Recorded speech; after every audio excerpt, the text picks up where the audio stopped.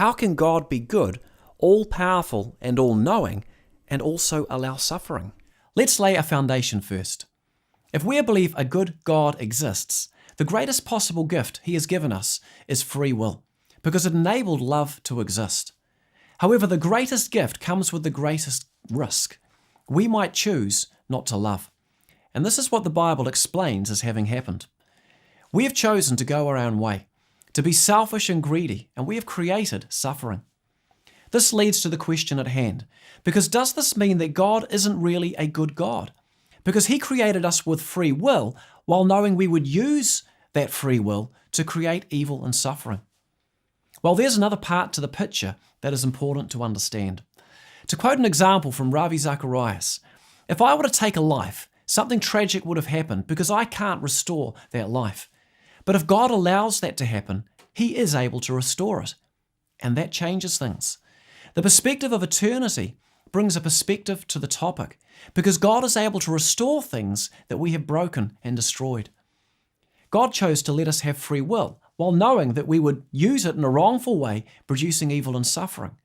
But He did this knowing that with the rest of eternity in front of us, He had the ability to restore life where it was taken and to execute perfect justice upon all who did wrong. And He may have done all of this in an even bigger perspective, because with the experience of our wrongful choices and His restoration, we might learn something that we could not truly have learned otherwise.